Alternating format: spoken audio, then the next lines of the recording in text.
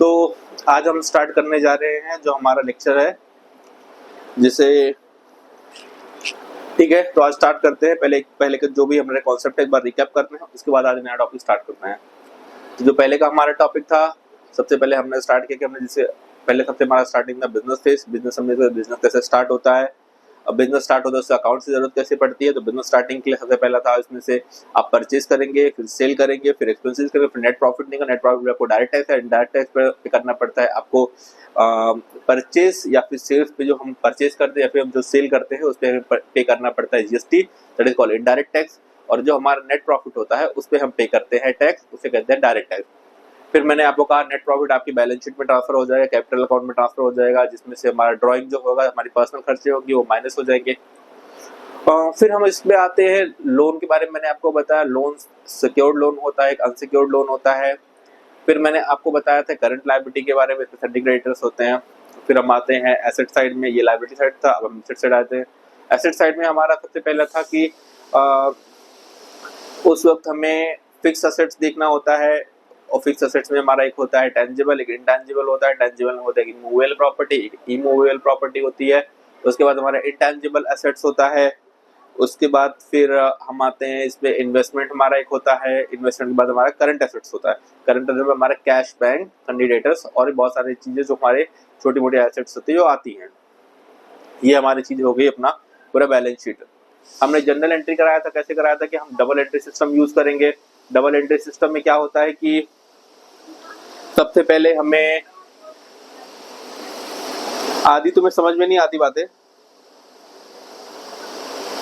तो general entry system होता है। जनरल एंट्री में क्या होता है, सबसे पहले हम डबल एंट्री सिस्टम यूज करते हैं। तो डबल एंट्री सिस्टम में किसी हम सेल की एंट्री मैंने बताया पहले, जैसे परचेस, जैसे बिजनेस स्टार्ट किया हमने परचेस सामान परचेस करना पड़ेगा। परचेस की एंट्री होती है जो हम क्रेडिट में परचेस करते हैं, purchase account debit to cash bank account अगर होगा, अगर वो कैश में होता है। और क्रेडिट में जिसे हम करने जा रहे हैं तो सन्ड्री क्रेडिटर, क्यों? क्योंकि परचेस हमने किया तो हमारे पास आ गया सामान, जो हमारा आने के बाद सारे हम उसको सेल करने वाले हैं, और जो हमारे लिए सिंडिकेटर खड़ा होता है जिसको हमें पेमेंट करना है। दूसरा एक चीज होता है हमारा सेल्स। तो सेल्स कोई सामान करते हैं तो हमें पैसे आते हैं, तो कैश बैंक अपना अकाउंट हो गया, कैश बैंक अकाउंट डेबिट तो सेल्स अकाउंट। और अगर हम क्रेडिट में करते हैं तो उस समय पर हमारा सिंडिकेटर खड़ा होता है, तो syndicator account debit to sales account. इस तरह हमारे एक्सपेंसेस हो, जैसे परचेस में वैसे एक्सपेंसेस भी वैसे होगा। जैसे हमने किसी को रेंट पे कर दिया, रेंट पे कर दिया तो क्या होगा, रेंट मैंने आपसे कोई भी कहा था, कोई भी हम खर्चा करेंगे तो वो हमेशा डेबिट होगा पीएनएल में। कोई भी खर्चा करेंगे और कोई भी इनकम होगी तो पीएनएल में वो क्रेडिट होगी। तो चलिए इसका इसी तरह एसेट्स और लायबिलिटी में वाइस वर्सा होगा। तो अब जिस तरह से हमने क्या किया, एक कोई एक्सपेंस किया, जैसे हमने रेंट, अपने को रेंट पे कर दिया तो रेंट अकाउंट डेबिट होगा। तो क्या होगा, rent account debit to cash bank account. अगर नहीं कोई सामने वाले पार्टी हो गया तो पार्टी का नाम एबीसी अकाउंट। एबीसी अकाउंट कहाँ जाएगा, करंट लायबिलिटी में। क्यों? क्योंकि हमने रेंट पे किया। अभी अगर हमने कैश बैंक अगर कैश में पे कर दिया या मैं डायरेक्टली बैंक से पे कर दिया तो खत्म हो गया। और अगर सामने वाले को हमने पे नहीं किया है, हमने उसका अगर बुक किया है रेंट उसको जो हम फ्यूचर में पे करने वाले हैं, तो इसी तरह से होगा rent account debit to ABC account, जो भी पार्टी के सामने वाले का नाम होगा। चलो ये सारी चीजें हो गई हमारे। अब हम स्टार्ट करते हैं आगे का टॉपिक। इसके बाद हमने डिस्कस किया था शेयर्स और डिबेंचर के बारे में। शेयर्स कितने टाइप के होते हैं, एक होता है इक्विटी शेयर होता है, एक होता है प्रेफरेंस शेयर होता है।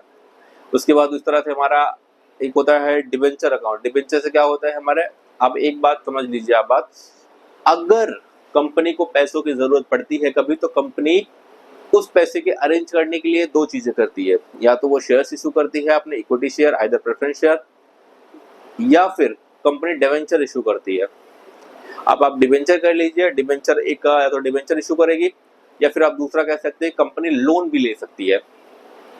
कंपनी लोन भी ले सकती है, तो कंपनी अगर लोन लेगी तो कंपनी को क्या पे करना पड़ेगा, इंटरेस्ट। उसी तरह डिबेंचर, कंपनी डिबेंचर इशू करती तो भी क्या पे करना पड़ेगा, इंटरेस्ट पे करना पड़ेगा। तो ये भी दोनों भी बोरोड फंड में आते हैं। लेकिन जो कंपनी शेयर्स इशू करती है उसके ओन फंड में आते हैं। जैसे मैंने पहले भी कहा था, the shareholder are the owners of the company. हम जितने के शेयर इशू कर रहे हैं उतने के शेयर होल्डर्स उसके ओनर होते हैं, उतने परसेंटेज के, उतने शेयर्स के। तो अब हमारा शेयर और डिबेंचर का हमारा एक पॉइंट क्लियर हो चुका है, ठीक है। बैलेंस शीट दो टाइप की होती है, एक होती है हॉरिजॉन्टल और एक होता है वर्टिकल। तो जो हॉरिजॉन्टल बैलेंस शीट होती है मोस्टली ये प्रोप्राइटर पार्टनरशिप के केस में होती है। अगर हमने कोई प्रोप्राइटरशिप में बिजनेस शुरू किया तो उसके लिए होगी। पार्टनरशिप में स्टार्ट किया तो मुश्किल ही होगी, लेकिन अगर हम कोई प्राइवेट लिमिटेड कंपनी ओपन कर रहे हैं और प्राइवेट लिमिटेड कंपनी चला रहे हैं, उस केस में हमें वर्टिकल बैलेंस शीट बनानी पड़ेगी। वर्टिकल बैलेंस शीट का फॉर्मेट थोड़ा अलग होता है, थोड़ा इससे चेंज होता है, वो हम आगे डिस्कस करेंगे। तो हमें 2-3 चीजें आज हम पूरी तरह से क्लियर कर ली हम लोगों ने। वैसे जो भी शेयर और डिबेंचर इशू कर सकती है वो प्राइवेट लिमिटेड कंपनी ही इशू करती है। तो मेन सबसे जरूरी चीज होते हैं कंपनी के शेयर्स क्या होते हैं हमने समझ लिया, कंपनी के डिबेंचर्स क्या होते हैं ये हमने समझ लिया, लोन्स, करंट एसेट्स और ये अपना फिक्स एसेट्स, सारी चीजें हमने अब समझ ली है। अब हम आगे का जो टॉपिक है वो हम डिस्कस करना शुरू करते हैं। ठीक है, बेसिक नॉलेज के बाद अब हम बढ़ते हैं थोड़ा सा एडवांस की तरफ। एडवांस में अकाउंट्स में क्या होता है, सबसे पहले चीज हमें बहुत सारी चीजों को थोड़ा ध्यान रखना पड़ता है। अकाउंटिंग स्टैंडर्ड होते हैं, एक होता है अकाउंटिंग स्टैंडर्ड हो गया है, और दूसरा अपनी चीजें होती हैं। इसमें वर्टिकल बैलेंस शीट होती है, क्योंकि हम प्राइवेट लिमिटेड कंपनी के केस में, प्राइवेट लिमिटेड कंपनी की केस में कभी भी हम वर्टिकल बैलेंस शीट का ही इस्तेमाल करते हैं। तो अब एक हम सवाल, हमारा एक पॉइंट रह गया है स्टॉक का, जो हम डिस्कस करते हैं स्टॉक क्या होता है। देखिए स्टॉक क्या होता है, सपोज दैट हमने एक सामान परचेस किया, मैंने स्टार्टिंग में बताया था कि कोई 1 लाख का गुड्स हमने परचेस कर लिया। अब अगर हमने 1 लाख का गुड्स परचेस किया है तो हमने, जरूरी है, हो सकता है हमने 1 लाख का ना सेल करके उसको 50,000 का ही सेल किया हो, तो 50,000 का तो हमारे पास स्टॉक्स बचे पड़ेंगे। अब जो हमारे पास 50,000 का स्टॉक बचा पड़ा है, अब सपोज दैट वो हमने ईयर एंड में, एक साल में हमने कितना बेचा, 50,000 का हमने स्टॉक बेच दिया अपना, तो 50,000 के समान 50,000 के हमारा स्टॉक और पड़ा हुआ है। उस 50,000 का स्टॉक समझ ईयर एंड अपना, एक होता है फिनेंशियल ईयर, मैंने आपको सबसे इंपॉर्टेंट चीज बताता हूँ, एक होता है फिनेंशियल ईयर, एक होता है कैलेंडर ईयर। जो 1 जनवरी से लेकर 31 दिसंबर तक होता है उसको कहते हैं कैलेंडर ईयर, और 1 अप्रैल से लेके 31 मार्च तक जो होता है उसको कहते हैं फिनेंशियल ईयर। तो जब 31 मार्च को हमारा फिनेंशियल ईयर एंड होता है, उसके बाद 1 अप्रैल को जो हमारी ओपनिंग होती है, सपोज दैट हमने 1 अप्रैल से लेकर 31 मार्च तक हमने 50,000 का स्टॉक सेल कर दिया। अब 50,000 का स्टॉक तुम्हारे पास अभी बचा है, तो 1 अप्रैल को जो उसकी ओपनिंग होगी, नेक्स्ट ईयर के 31 मार्च के बाद 1 अप्रैल की जो उसकी ओपनिंग होगी, उसको हम कहते हैं ओपनिंग स्टॉक। और जो 31 मार्च को हमारे पास स्टॉक बचा हुआ था, जिसको हमने कैरी फॉरवर्ड किया, वो है हमारा क्लोजिंग स्टॉक। तो 31 मार्च को जो भी स्टॉक रहेगा उसे क्लोजिंग बोलेंगे, क्लोजिंग स्टॉक, और जो भी 1 अप्रैल को रहेगा उसे हम कहेंगे ओपनिंग स्टॉक। ये 2 चीजें ध्यान में रखिएगा, ये आगे चल के बहुत काम आने वाली हैं।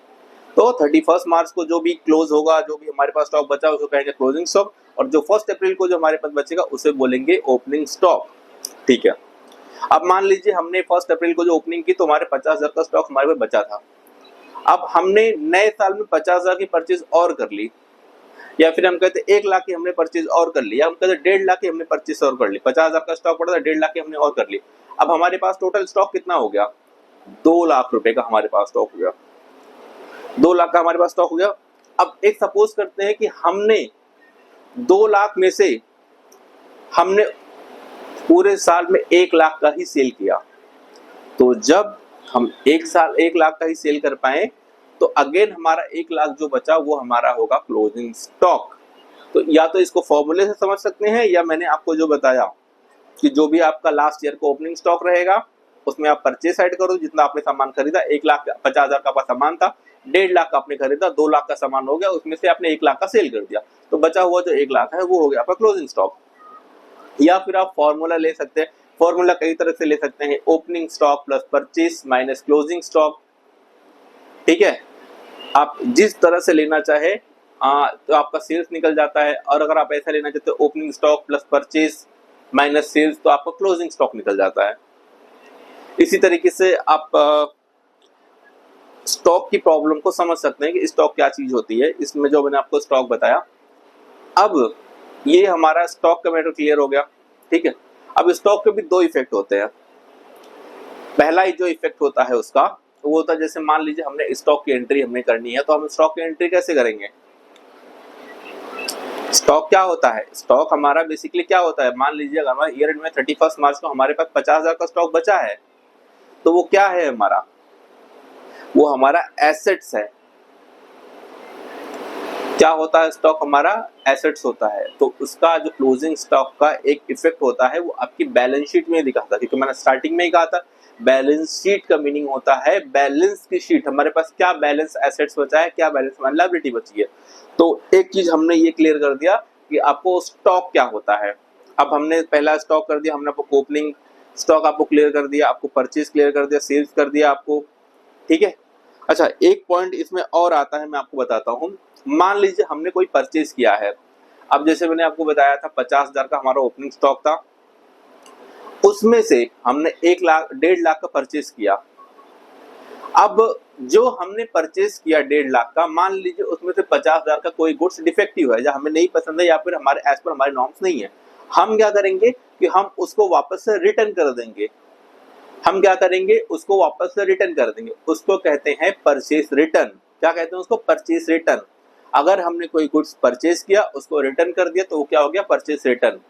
तो अगेन हमारा ओपनिंग स्टॉक था प्लस हमने ओपनिंग स्टॉक 50,000 का था, हमने 1,50,000 का गुड्स हमने परचेज किया, उसमें से हमने परचेज रिटर्न 50,000 माइनस किया। अब हमारे पास कितना बचा है, टोटल 1,50,000 का सामान बचा है।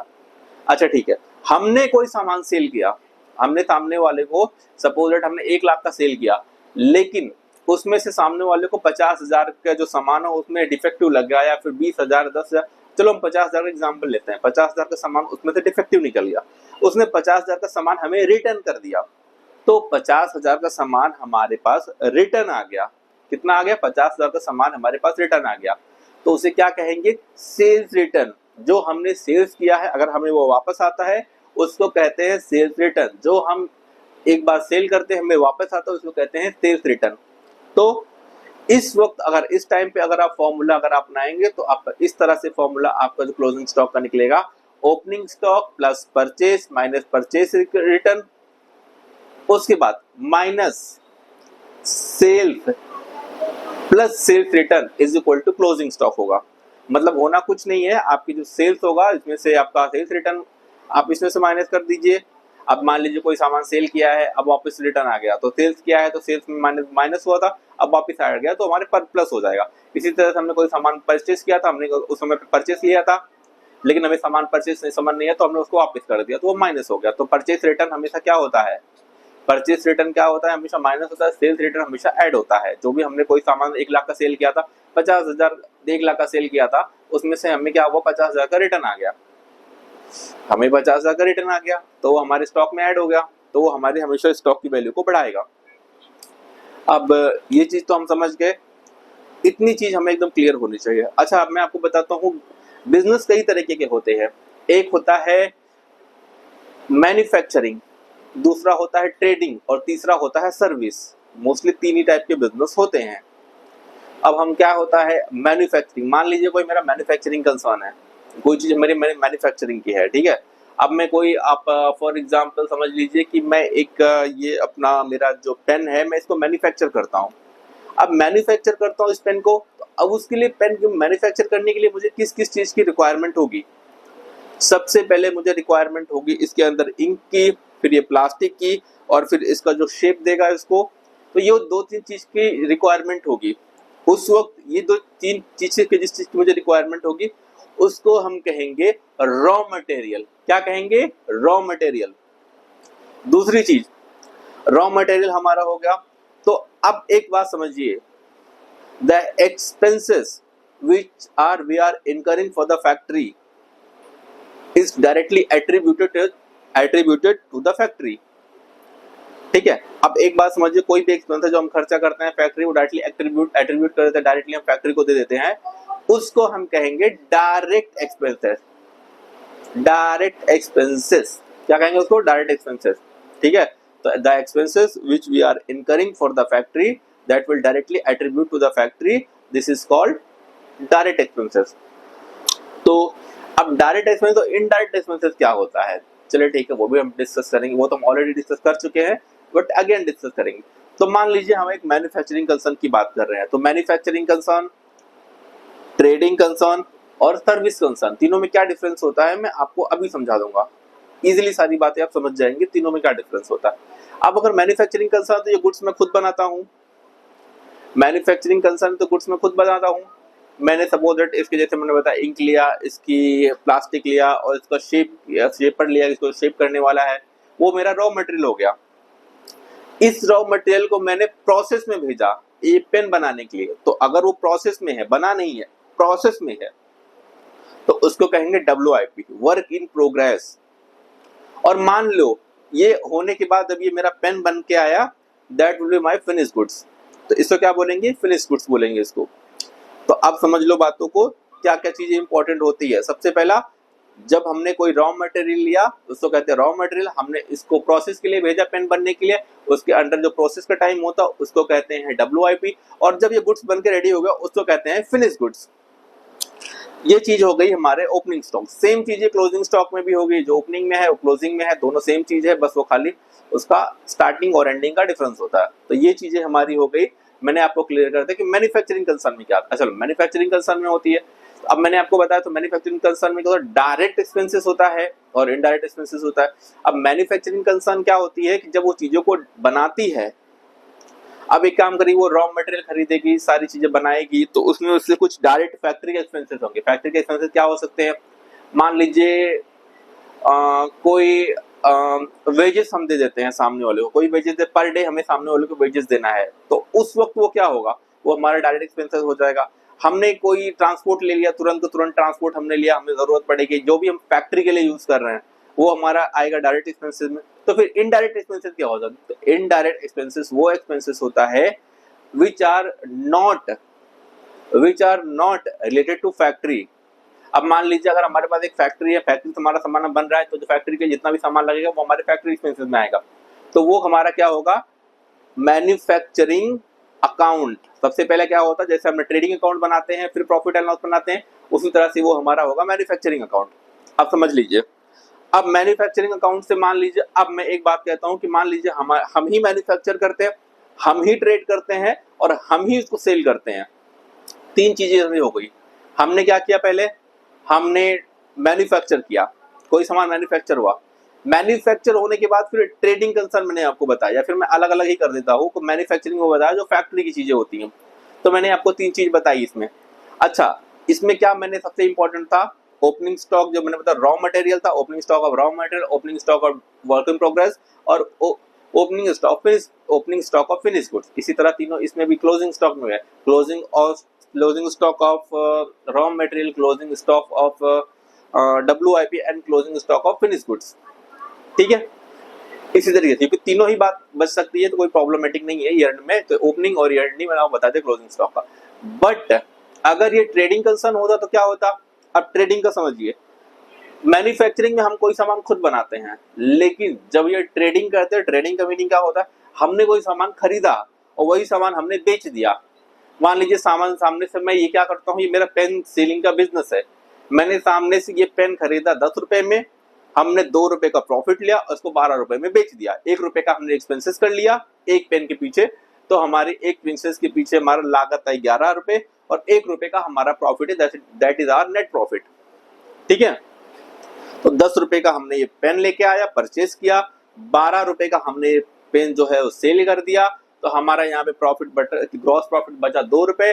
अब उस 2 रुपए के प्रॉफिट को जब हम क्या करेंगे, कुछ एक्सपेंसेस करेंगे, मान लीजिए इसका 1 रुपए टोटल में सैलरी, रेंट और ये इलेक्ट्रिसिटी या फिर कन्वेंस, जो भी सारे एक्सपेंसेस मिला के 1 रुपए का एक्सपेंस है, तो जो 1 रुपए हमारा बचेगा वो हमारा होगा इनडायरेक्ट प्रॉफिट पर पेन। ठीक है, ये हमारा हो गया इनडायरेक्ट प्रॉफिट पर पेन, ये हमारा हो गया।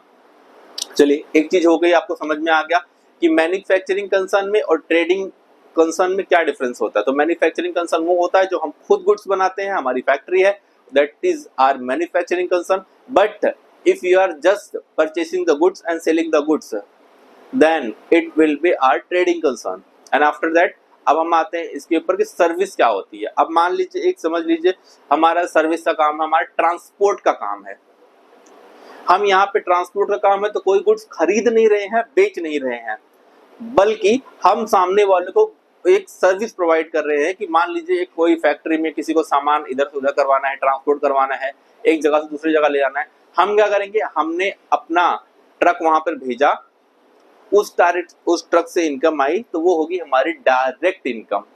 ठीक है, यहाँ पे ट्रेडिंग अकाउंट नहीं बनेगा, मैन्युफैक्चरिंग अकाउंट नहीं बनेगा, यहाँ पे डायरेक्ट क्या बनेगा, प्रॉफिट एंड लॉस अकाउंट। वो हमारी जो इनकम आई वो हमारी डायरेक्ट इनकम हो गई। वहां से मान लीजिए हमने एक ट्रक दिया था उसका एक मुंबई से लेकर दिल्ली तक लेके जाने का, वहां से कितना हुआ, 1 लाख रुपया हुआ। 1 लाख रुपया हमारी डायरेक्ट इनकम हो गई। उसके पीछे मान लीजिए हमने कुछ फ्यूल खर्चे करते हैं, हम उसके पीछे ड्राइवर की सैलरी देते हैं, उसके पीछे हम कुछ मेंटेनेंस देते हैं, तो वो सारी चीजें हमारे इनडायरेक्ट एक्सपेंसेस हो गए। ये हो गई हमारी सर्विस चीजें। वेल दोनों पे ही जीएसटी लगती है। अब बिल्कुल जीएसटी का मीनिंग होता है गुड्स एंड सर्विस टैक्स, तो गुड्स हो या सर्विस हो दोनों पे ही गुड्स एंड सर्विस टैक्स लगता है। तो ये होगी हमारी जीएसटी। और जो भी प्रॉफिट आएगा, इस नेट प्रॉफिट इसका आएगा इन सारे बिजनेस से, उसको हमारा उस पर लगेगा हमारा डायरेक्ट टैक्स, दैट इज हमारा इनकम टैक्स। ठीक है, टीडीएस के बारे में भी मैंने आपको बताया था। टीडीएस का थोड़ा हम समझ लेते हैं, टीडीएस क्या होता है, टीसीएस क्या होता है। ठीक है, ये अभी नेक्स्ट वीडियो में, आने वाले वीडियो में मैं आपको बताऊंगा टीडीएस क्या होता है और टीसीएस क्या होता है एकदम क्लियरली, ताकि आप समझ पाए कि टीडीएस और टीसीएस में क्या डिफरेंस होता है और टीडीएस क्यों काटा जाता है और टीडीएस काटने के फायदे क्या हैं। तो ये चीजें मैं आपको नेक्स्ट वीडियो में समझाऊंगा। चलिए, थैंक यू।